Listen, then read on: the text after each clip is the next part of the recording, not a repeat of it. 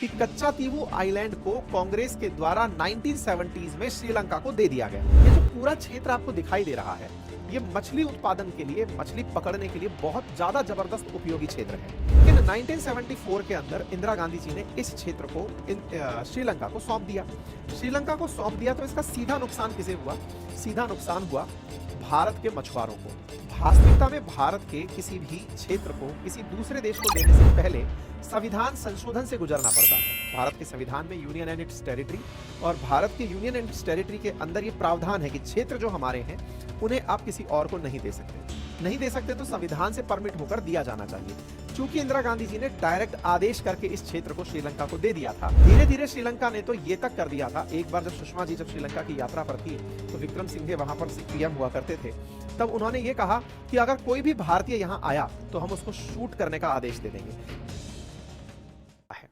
असल में कच्चातीवू आइलैंड के बारे में कहा जाता है, मतलब इसके बारे में जो कहानी है वो कुछ इस प्रकार से है। जैसे आप इसको ध्यान से देखें ना तो आप पाएंगे, जैसे ये देखो, ये रामेश्वरम रहा, ये कच्चातीवू आइलैंड रहा। कहा जाता है कि इस आइलैंड पर पहले, यानी इंडिपेंडेंस से पहले, जब श्रीलंका को सीलोन कहा जाता था, उस समय तक इसकी सॉवरेनिटी को लेकर के बड़ा ही विवादित मत सा था। एक लंबे समय तक यहां पर भारत के ही एक राजा का शासन हुआ करता था। लेकिन 1925 में, क्योंकि देखिए ऐसा था कि भारत पर भी ब्रिटिशर्स का शासन था और सीलोन पर भी ब्रिटिशर्स का, सीलोन बोले तो श्रीलंका, वहां पर भी ब्रिटिशर्स का शासन था। तो 1925 में ब्रिटिशर्स ने सीलोन का ही हिस्सा मान लिया था इस कच्चातीवू को, ऐसा मतलब वो निकल कर आता है जो डॉक्यूमेंटेशन है उसमें। लेकिन चूंकि इस पर जिसकी जमींदारी थी वो एक भारतीय राजा था जिनका नाम रामनद था, जो ब्रिटिश ईस्ट इंडिया कंपनी के समय पर भारत में ही रहा करते थे, और 1875 से लेकर 1948 तक वो यहां से जमींदारी अधिकार के तहत राजस्व प्राप्त करते रहे थे। अब 1945 में, यानी 47 में हम आजाद हो गए।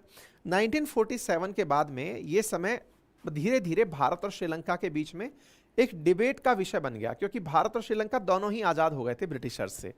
अब ये जगह किसके पास जाएगी? इस जगह को लेकर के श्रीलंका के पास एविडेंस था 1925 का, ब्रिटिशर्स का दिया हुआ यह तथ्य कि ये तुम्हारा है, और हमारे पास एविडेंस था कि हमारा ही राजा जो रामनद था, ये कम से कम 150-200 सालों से यहां से जमींदारी वसूल रहा है।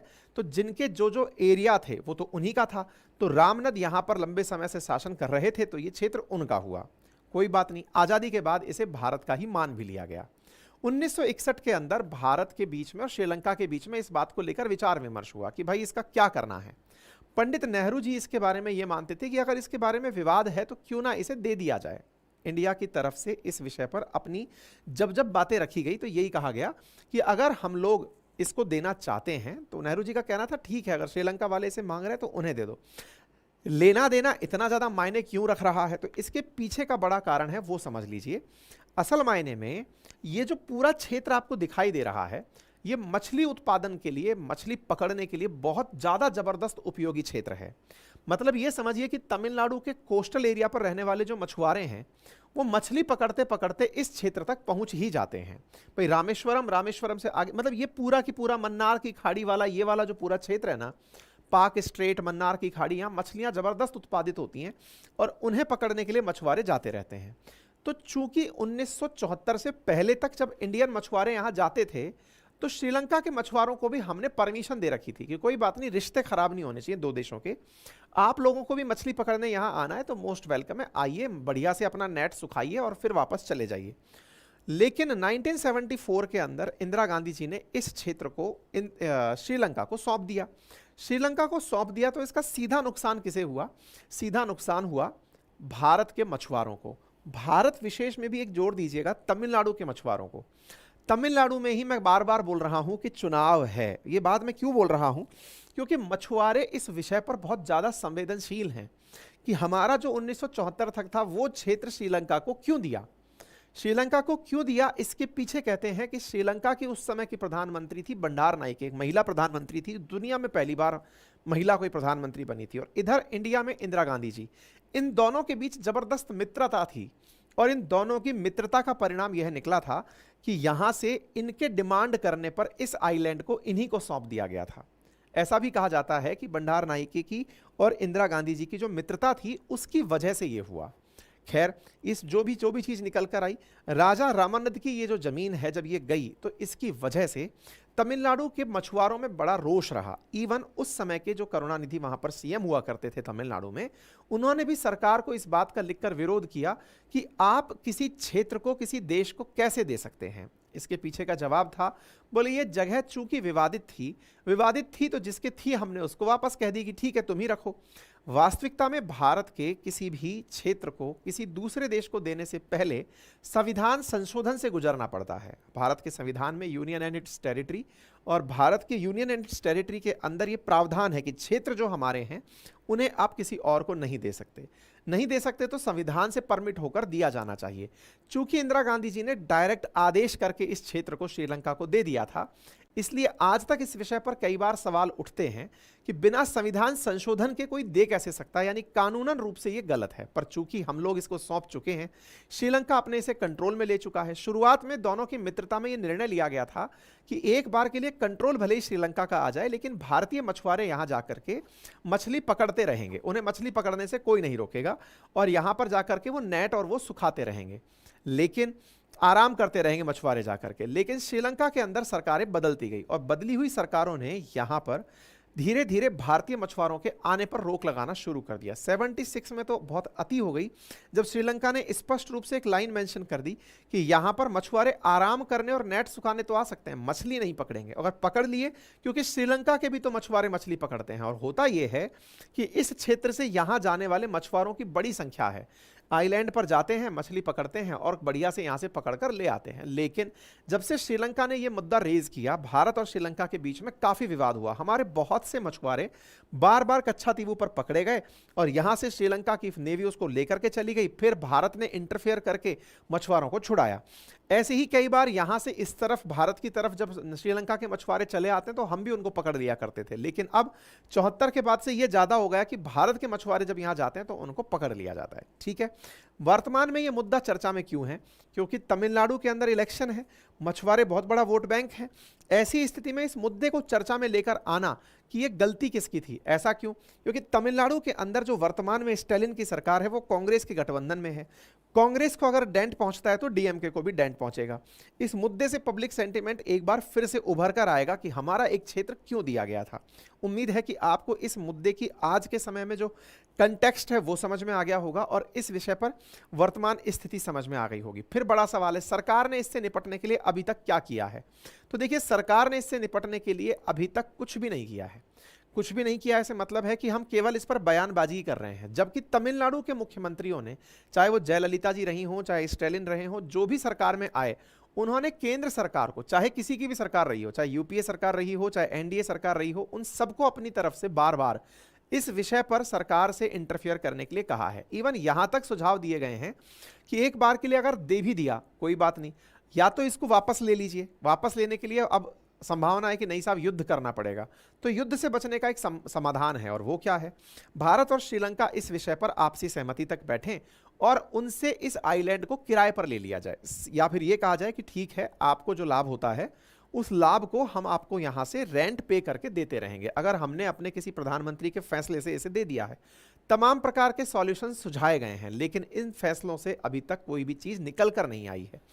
धीरे धीरे श्रीलंका ने तो ये तक कर दिया था, एक बार जब सुषमा जी जब श्रीलंका की यात्रा पर थी तो विक्रम सिंघे वहां पर पीएम हुआ करते थे, तब उन्होंने ये कहा कि अगर कोई भी भारतीय यहां आया तो हम उसको शूट करने का आदेश दे देंगे। यानी कि इस विवाद को श्रीलंका में भी काफी कैश किया जाता है। अब आप पूछेंगे ये विवाद कब से ज्यादा हाईलाइट हुआ?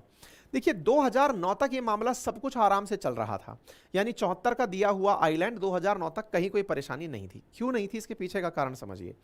क्योंकि तमिलनाडु से निकले हुए बहुत से तमिल्स जो पहले ही अंग्रेजों के समय में श्रीलंका चले गए थे, वहां पर तमिल्स का एक मतलब ये कहिए कि शुभचिंतक कहिए या उनका सॉफ्ट कॉर्नर रखने वाला एक संगठन डेवलप हो गया था, जिसे लिट्टे के नाम से जाना जाता है। तमिल्स और जो श्रीलंका के बौद्ध हैं उनके बीच में एथनिसिटी का कन्फ्लिक्ट कह लीजिए, क्षेत्र का कन्फ्लिक्ट कह लीजिए, काफी ज्यादा हुआ। लिट्टे काफी आक्रामक हुआ, और लिट्टे के बाद माध्यम से श्रीलंका के अंदर काफी ज्यादा गृह युद्ध की स्थितियां बनी थी। हालांकि श्रीलंका की सेना ने लिट्टे को पूरी तरह से, मतलब एक तरह से समझिए कि गोलियों के दम पर, सेना के दम पर खत्म कर दिया, उसके खत्म होने के बाद में तमिल्स की सिचुएशन श्रीलंका में कमजोर होने लगी, और वही तमिल तमिलनाडु में है, और तमिलनाडु और कच्चातीवू ये दोनों की दोनों श्रीलंका के साथ सेंटिमेंटल तरीके से कनेक्टेड हैं। ऐसी स्थिति में तमिल्स का लिट्टे के प्रति, या फिर कहिए कि जो श्रीलंका में रहने वाले तमिल्स हैं उनके साथ जब भी कोई बर्ताव हुआ, तमिलनाडु में इसका बड़ा ही रिएक्शन हुआ कि साहब ऐसा हमारी भारत सरकार क्यों होने दे रही है हमारे भाइयों के साथ जो वहां रह रहे हैं। 2009 तक तो श्रीलंका खुद से ही लिट्टे के साथ उलझता रहा, लेकिन जब लिट्टे खत्म हो गया तो ऐसी स्थिति में इन्होंने इन क्षेत्रों पर भी अपनी बहुत ज़्यादा पकड़ बनाना शुरू कर दिया। जब से कच्चातीवू पर पकड़ बनाना श्रीलंका सरकार ने शुरू किया, तमिल्स की स्थिति यहाँ पर कमज़ोर होती चली गई, तब से ये राजनीति में ज़्यादा उठना शुरू हो गया। तो उम्मीद है कि आप लोगों को ये मामला अब समझ में आ गया होगा। तो कहाँ का है ये मामला, मैंने मैप पर आपको दिखा दिया। एक और इंटरेस्टिंग फैक्ट है, इस कच्चातीवू आइलैंड पर एक चर्च बनी हुई है जो ब्रिटिशर्स के समय की बनी हुई है, रामनद के समय की, राजा रामनद जब हुआ करते थे उसी समय की चर्च बनी हुई है। मछुआरे इस जगह पर जाकर के अपने द्वारा पूजा पाठ किया करते हैं। मछुआरों को इस काम के लिए भी अब परमिशन लेने की ज़रूरत हुआ करती थी। जब जैसे मतलब पॉलिटिकली ये मामला इंटेंसिफाई होने लगा, तो ऐसी स्थिति में श्रीलंका सरकार ने कहा कि ठीक है, अगर आप लोगों को मछली पकड़नी है तो वो तो अलाउड नहीं है, लेकिन मछुआरों को आराम करना है, अपना नेट सुखाना है और इस चर्च पर आना है, तो हम इसकी परमिशन दे सकते हैं। लेकिन धीरे धीरे समय जैसे बदलता चला गया, श्रीलंका ने इस आइलैंड पर अपनी पकड़ बहुत मजबूत कर ली और कहा कि ये तो हमारा एक्सक्लूसिव इकोनॉमिक जोन है, यानी इसके 200 नॉटिकल माइल तक का क्षेत्र हमारा है, वहां पर भी मछली आप नहीं पकड़ेंगे और यहां आने के लिए भी परमिशन लेनी पड़ेगी। माना कि वीजा फ्री एंट्री है, लेकिन पूछना आना पड़ेगा। यानी श्रीलंका इस मुद्दे को लेकर के काफी ज्यादा एग्रेसिव हो गया। पहले जो मित्रता में दिया गया आइलैंड था, श्रीलंका के द्वारा उन स्थितियों को काफी डिटोरिएट कर दिया गया और उस वजह से वो धीरे धीरे भारत की पकड़ से दूर चलता चला गया। हमारे चैनल पर आप लोग बहुत दिनों से हमारी खबरें सुन रहे हैं, उसके बावजूद भी आधे से ज्यादा लोग ऐसे हैं जिन्होंने चैनल सब्सक्राइब नहीं किया हुआ है। सब्सक्राइब कर लीजिए, ठीक है ना। तो उम्मीद है कि आप लोगों को ऐतिहासिक जो बातें हैं वो अच्छे से समझ में आ गई होंगी। तो भारत के बारे में कहा जाता है कि उस समय इंदिरा गांधी जी और वहाँ की जो प्रधानमंत्री थी भंडार नाइक, उनके बीच में काफ़ी बढ़िया, इवन ये कहा जाता है कि इनके बीच इतनी मित्रता थी कि श्रीलंका में भी इमरजेंसी लगी थी। जिस तरह इंडिया में इमरजेंसी लगी, ऐसे श्रीलंका में भी इमरजेंसी लगी थी, भंडार नाइक ने लगाई थी। इतनी ज़्यादा मित्रता थी कि श्रीलंका के चुनाव प्रचार में होता था कि जिस प्रकार से इंडिया के अंदर इंदिरा जी के द्वारा वो लगाई गई है इमरजेंसी, ऐसे ही एक दिन देखना भंडार नाइक भी इमरजेंसी लगाएंगी, और वो कथन सही भी निकला। तो वहां के चुनावों में जो चर्चा थी वो सच भी निकल कर आई थी, ठीक है। तो इस प्रकार से इनके बीच में सारा की सारा मसला चलता रहा। मैंने ये सारी बातें आपको बोल दी है, सारा कंटेंट मैं आपको पीडीएफ बनाकर मेरे टेलीग्राम चैनल अंकित अवस्थी सर या जीके भाई अंकित अवस्थी सर पर दे दूंगा, ठीक है। अभी प्रभाकरण को लेकर के बातें चलती रहती है, प्रभाकरण जिंदा है वगैरह, ये सब बातें मैं बता चुका हूं। बाकी समय समय पर देख सकते हैं आप यहाँ पर 2013 के अंदर भी इस मुद्दे को उठा करके जयललिता जी ने केंद्र से कहा था कि कृपया करके 1974 का एग्रीमेंट श्रीलंका से हटा लीजिए। 2015 के अंदर तत्कालीन प्रधानमंत्री रानिल विक्रमसिंघे ने कहकर के विवाद खड़ा कर दिया कि कोई आएगा तो उसको गोली मार देंगे। आप इस न्यूज़ को यहाँ देख सकते हैं 2015 में, ठीक है। इसी प्रकार से तमिलनाडु की गवर्नमेंट ने कच्चातीवू आइलैंड के साथ में जो भारतीय फिशरमैन पकड़े जाते हैं उनको वहां से छुड़वाने के लिए कई बार जयशंकर साहब से भी कहा है। स्टालिन जो वर्तमान के मुख्यमंत्री हैं, उन्होंने भी जयशंकर साहब से कहा है कि सब कम से कम उस एनुअल चर्च फेस्टिवल जो होता है उसमें तो जाने दें लोगों को। कच्चातीवू को लेकर समाधान भी दिए गए कि अगर संभव हो तो तमिलनाडु के फिशरमैन के लिए वहां पर उसको लीज पर ले लीजिए। स्टालिन ने मोदी सरकार को भी लिख करके दिया था कि इस मुद्दे को आप श्रीलंका के साथ उठाइए और हमारे फिशरमैन को जो वो लोग गिरफ्तार कर लेते हैं उन्हें बचाइए। 2023 का ये न्यूज़ आप देख सकते हैं। मल्टीपल टाइम ऐसा हुआ है कि भारत के मछुआरों को यहां पर पकड़ा गया। ये सुर्खियां आप देख लीजिए, 15, 22 अलग अलग टाइम समय के हिसाब से आप उनको देख सकते हैं जब जब हमारे मछुआरों को वहां पर पकड़ा गया है, ठीक है ना। और बार बार यही कहा गया है कि हमारे मछुआरे वहां पर एलजीडी मतलब पोचिंग करने गए थे, मछली पकड़ने गए थे, बस उनको रोका जाए, ठीक है। तो आप यहां पर ये सारी चीजें देख सकते हैं। Indira Gandhi government gave Katchatheevu island to Sri Lanka, आप यहां देख सकते हैं। भारत ने 1974 में श्रीलंका को क्यों दिया था अपना द्वीप, इस पर मैंने पहले भी सेशन कर चुका हूं। अब चूंकि ये मुद्दा पूरी तरह से पॉलिटिकल मुद्दों में आ गया है तो अपोजिशन सरकार यहां पर एक बहुत अच्छा सवाल पूछ रहा है। क्या अपोजिशन सवाल पूछ रहा है कि मान लिया कि कांग्रेस ने दिया था, कांग्रेस तो 2014 में देश की जनता ने हटा दी। अब तो वर्तमान में एनडीए की सरकार है, तो एनडीए की सरकार ने 10 साल में इस आइलैंड को लाने का क्या प्रयास किया, अब जनता को वो बताना चाहिए। अपोजिशन ये सवाल कर रहा है।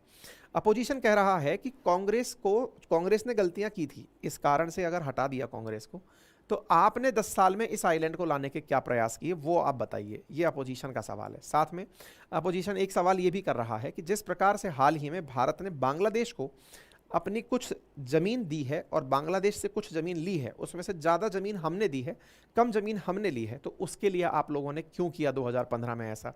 तो इस तरह की बातें अपोजिशन के द्वारा पूछी जा रही हैं। जयराम रमेश जी के द्वारा आप देख सकते हैं, उनका कहना है कि ये पूरी तरीके से प्लान किया हुआ है कि पहले अन्नामलाई जी ने इस मुद्दे को आरटीआई के माध्यम से उठाया, उनके पसंद के किसी न्यूज़ चैनल ने इसको चलाया, प्रधानमंत्री ने इसको नेशनल मुद्दा बनाया, जनता का ध्यान फिर से कांग्रेस पर आ गया कि देखो कांग्रेस ने कच्चा तीवू दिया था, तो बोले ये जानबूझकर किया गया एक राजनीतिक प्रयास है जो कि इलेक्शन के समय पर आया है। अब दोनों ही बातें समझ में आई।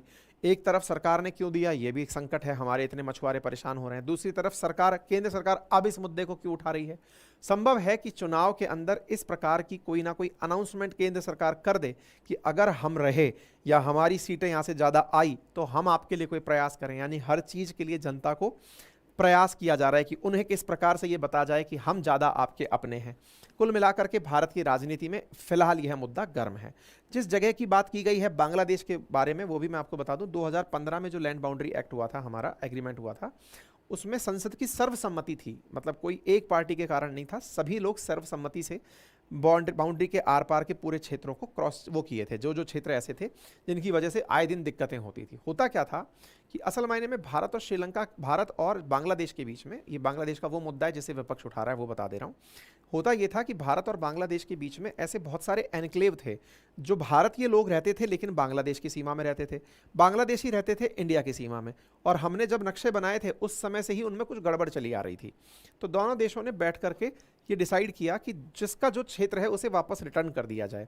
तो हुआ भी ये, भारत और बांग्लादेश के बीच में 2015 में इन एनक्लेव्स को एक्सचेंज करने के लिए एग्रीमेंट हुआ, जिसमें एक बड़ा क्षेत्र भारत के द्वारा श्रीलंका उसको बांग्लादेश को दिया गया और बांग्लादेश ने एक छोटा क्षेत्र हमें दिया, क्योंकि हमारा कुछ ही क्षेत्र था जो इनकी तरफ फंसा हुआ था। ठीक है, तो इस प्रकार से जो एग्रीमेंट है, लैंड बाउंड्री एक्ट जो है, वो बन करके हम दोनों देशों के बीच में आया था। ठीक है, 2015 का उम्मीद है आपको ये मुद्दा भी थोड़ा बहुत क्लियर हो गया होगा। बाकी इस पर हमने कईयों बार सेशन किए हुए हैं। ठीक है, फिलहाल के लिए इतना ही। बाकी आप इस विषय पर क्या सोचते हैं जरूर कमेंट बॉक्स के अंदर हमें बता सकते हैं। चैनल पर नए हैं तो सब्सक्राइब करना बिल्कुल ना भूलें, बहुत ही कम लोगों ने सब्सक्राइब किया हुआ है।